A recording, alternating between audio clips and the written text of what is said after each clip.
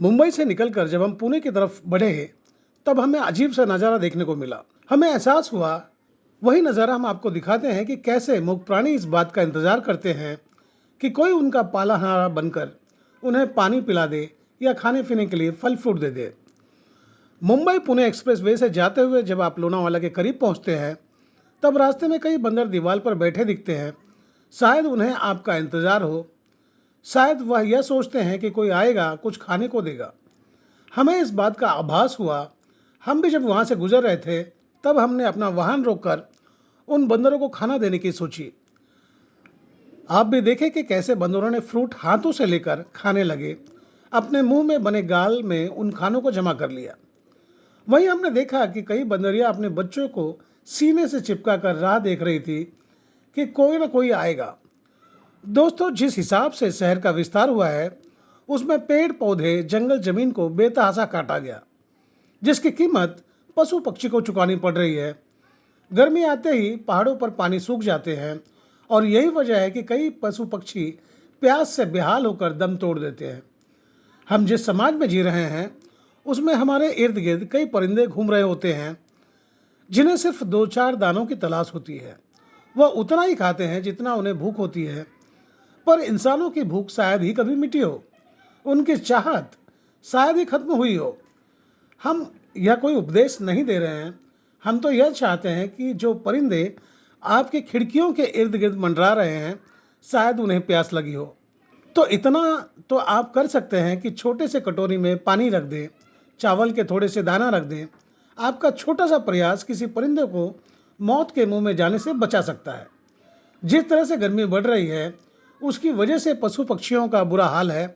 आप भी देखें, प्यासे बंदर के बच्चे ने कितने प्यार से पानी के बोतल से पानी पिए।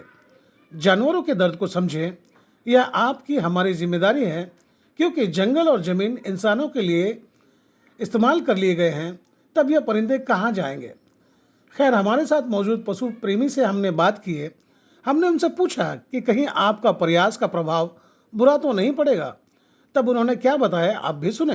जी, मेरा नाम शारदा शाह है। शारदा जी, ये बताएं कि जैसा मैंने देखा कि सड़क पे आप काफ़ी सारे बंदरों को जो है खाना खिला रहे थे, आखिर रीज़न क्या था?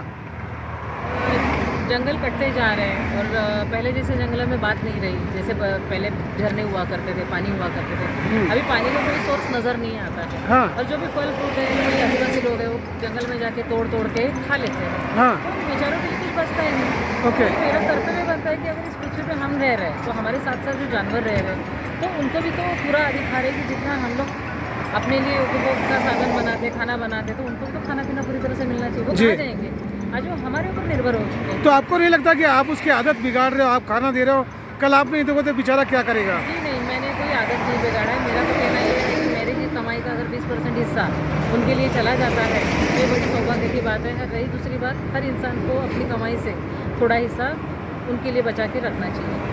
जी, गर्मी की वजह से जानवरों को क्या समस्याएं उत्पन्न हो रही है, कुछ बताएंगे आप?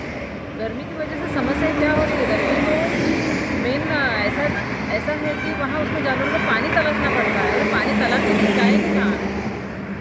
तो मैं चाहती हूँ कि उनको रास्ते में आते जाते अगर लोगों से पानी मिल जाए तो उनकी बहुत सारी हेल्प हो जाएगी। क्योंकि बगैर पानी के इंसान नहीं जिंदा रह पाता, तो वो तो जानवर है बेचारे, वो तो बोल भी नहीं सकते।